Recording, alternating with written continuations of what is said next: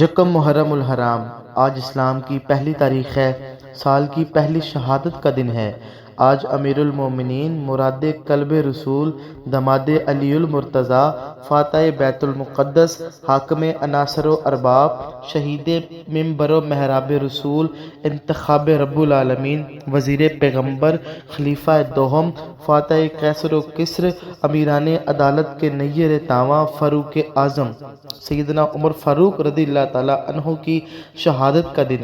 نبی علیہ السلام نے فرمایا کہ عمر وہ پہلے شخص ہوں گے جن سے اللہ تعالیٰ سب سے پہلا مصافحہ فرمائیں گے اور ان کا ہاتھ پکڑ کر ان کو جنت میں لے جائیں گے۔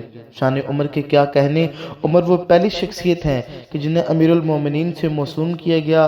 آپ ہی وہ پہلی شخص جنہوں نے نماز تراویح پر سب سے پہلے سب کو اکٹھا فرمایا۔ آپ ہی وہ پہلی شخصیت ہیں جنہوں نے لوگوں کی خبر رکھنے کے لیے رات کو گشت کیا۔ آپ ہی وہ پہلی شخصیت ہیں جنہوں نے شراب پر 100 کوڑے مقرر کیے۔ آپ ہی وہ پہلی شخصیت ہیں جنہوں نے نماز میں 4 تکبیر کا حکم دیا۔ میرے نبی علیہ السلام نے فرمایا کہ لوگوں، جب نیک لوگوں کا ذکر کرو تو میرے عمر کا ذکر کیا کرو۔ میرا عمر تو وہ ہے کہ جو ایک گلی سے آ رہا ہو تو شیطان عمر کو دیکھ کے راستہ بدل لیتا ہے۔ میرے عمر کے بارے میں جو رسول اللہ نے فرمایا وہ سب آپ کے سامنے ہے۔ پوری امت کو پتہ ہے کہ رسول اللہ کی عمر سے کیا محبت تھی اور عمر کی رسول اللہ سے کیا محبت تھی۔ میرے رسول اللہ صلی اللہ علیہ وسلم نے فرمایا کہ 950 سال اگر جبریل امیر عمر بن خطاب کی شان بیان کرنے بیٹھ جائے تو بیان نہیں کر سکتا۔ عمر بن خطاب کو اللہ تعالیٰ نے اس قوم میں وہ مرتبہ عطا فرمایا، وہ شان عطا فرمائی ہے۔ پھر عمر بن خطاب کو اللہ تعالیٰ نے انصاف کی عدالت سے، انصاف کی دولت سے اتنا نوازا تھا کہ عمر بن خطاب کے خون کے ایک ایک قطرے میں انصاف تھا، جسم کے ایک ایک بال میں انصاف تھا۔ عمر بن خطاب کو اللہ تعالیٰ نے ایسی شانوں سے نوازا کہ کئی دفعہ آپ سب کو پتہ ہے، آپ سب کے علم میں یہ بات ہے کہ کئی دفعہ عمر بن خطاب کی رائے کے مطابق قرآن کو نازل فرمایا گیا۔ آپ دیکھ سکتے ہیں اٹھا کے عالم مفسر نے، عمر بن خطاب ایک مرید ہوتا ہے اور ایک مراد ہوتا ہے۔ ٹھیک ہے، جو ہمارے علماء کرام فرمایا کرتے تھے کہ ایک مرید ہوتا ہے اور ایک مراد ہوتا ہے۔ عمر بن خطاب میرے رسول اللہ کی مراد تھی کہ جس کو اللہ تعالیٰ سے رسول اللہ نے مانگ کے لیا کہ یا اللہ عمر بن خطاب مجھے عطا کر دے۔ جب رسول اللہ کو عمر بن خطاب اللہ تعالیٰ نے عطا کیے تو عمر بن خطاب نے رسول اللہ سے پوچھا، فرمایا یا رسول اللہ صلی اللہ علیہ وآلہ وسلم کیا ہم حق پہ نہیں ہیں؟ تو رسول اللہ نے فرمایا کہ ہاں عمر ہم حق پہ ہیں۔ فرمایا کہ آپ اللہ تعالیٰ کے سچے رسول نہیں ہیں؟ فرمایا کہ ہاں میں اللہ تعالیٰ کا سچا رسول ہوں۔ فرمایا کہ اللہ تعالیٰ وحدہ لا شریک نہیں ہے؟ کہا ہم اللہ تعالیٰ بے شک وحدہ لا شریک ہے۔ ٹھیک ہے، تو کہا پھر ہم چھپ چھپ کے عبادت کیوں کرتے ہیں؟ ٹھیک ہے، تو نبی علیہ السلام نے فرمایا کہ عمر کیا کرنا چاہیے؟ کیا کہا کہ ہم جائیں گے اور آج جا کے ہم صحن حرم میں نماز ادا کریں گے۔ کہا کہ ٹھیک ہے، تو رسول اللہ نے عمر کو دو قطاریں بنائی۔ ایک قطار کی جو قیادت تھی وہ عمر بن خطاب نے کی، حفاظت نگرانی، اور ایک قطار کی نگرانی امیر حمزہ جو رسول اللہ کے چچا تھے۔ امیر حمزہ کو بھی اللہ تعالیٰ نے وہ مرتبے عطا کی کہ امیر حمزہ خدا کے بھی شیر ہیں اور رسول کے بھی شیر ہیں، اور امیر حمزہ نے ایک لائن کی قیادت کی اور ایک لائن کی قیادت عمر بن خطاب نے کی، اور جا کے صحن حرم میں نماز ادا کی۔ اور جب دیکھا کہ عمر بن خطاب، لوگوں نے دیکھا کہ عمر بن خطاب نے رسول اللہ کے دین کو قبول کر لیا ہے، عمر بن خطاب نے صحن حرم میں کھڑا ہو کے کہا کہ آج سے میں رسول اللہ کے دین پہ ہوں۔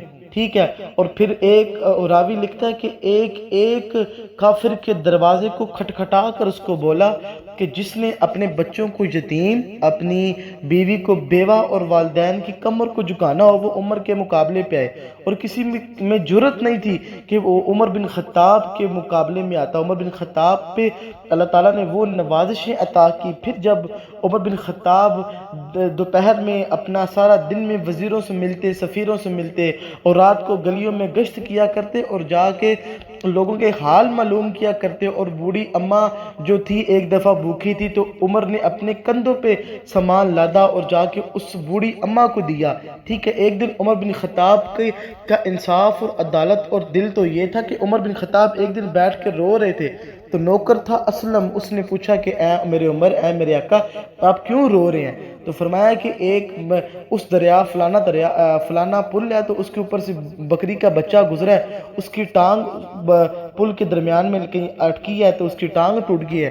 تو فرمایا کہ کل قیامت کو والے دن اللہ تعالیٰ مجھ سے یہ نہ پوچھ لے کہ کیا عمر تم نے وہ پل ٹھیک تیار نہیں کروایا کہ ایک بکری کے بچے کی ٹانگ ٹوٹ گئی، تو اس لیے بیٹھ کے رو رہے تھے۔ یہ دیکھیں کہ آپ عمر بن خطاب کی زندگی کے بارے میں جانیے، عمر بن خطاب کی زندگی کیسی تھی، عمر بن خطاب پہ نوازشات کیسی تھی، اور اللہ اور اس کا رسول کتنا راضی تھا، اور ہر میدان میں عمر بن خطاب کو فتح عطا فرمائی۔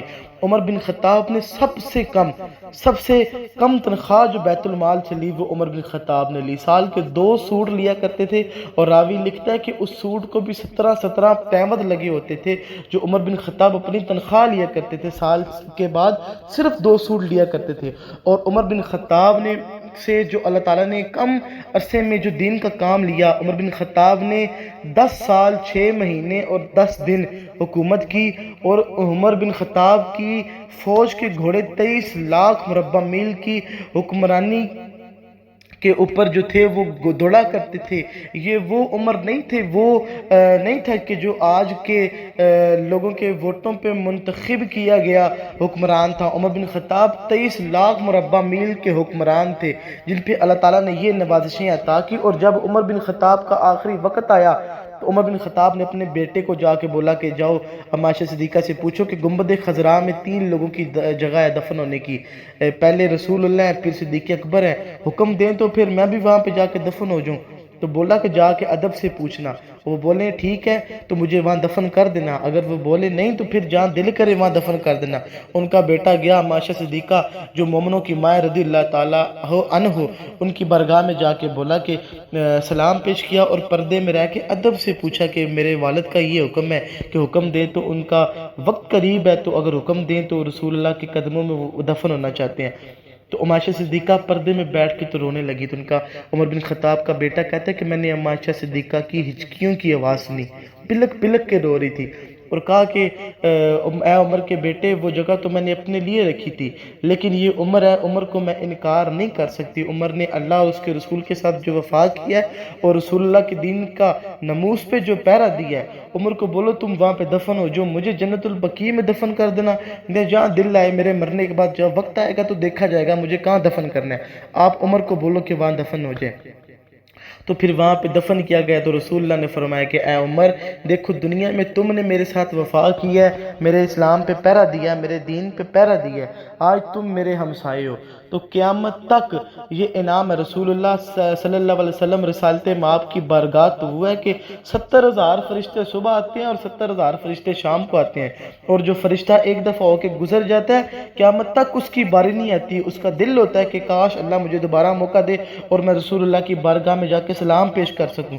تو رسول اللہ نے فرمایا کہ اے عمر قیامت تک جو مجھ پہ سلام بھیجے گا ساتھ میں تجھ پہ بھی سلام بھیجتا جائے گا۔ اللہ تعالیٰ ہمیں عمر بن خطاب کی سچی محبت نصیب فرمائے۔ اللہ تعالیٰ عمر بن خطاب کا جو دور حکومت تھا اس میں جو ریاست مدینہ بنائی، اللہ تعالیٰ ہمیں اس کی پیروی کرنے کی توفیق عطا فرمائے۔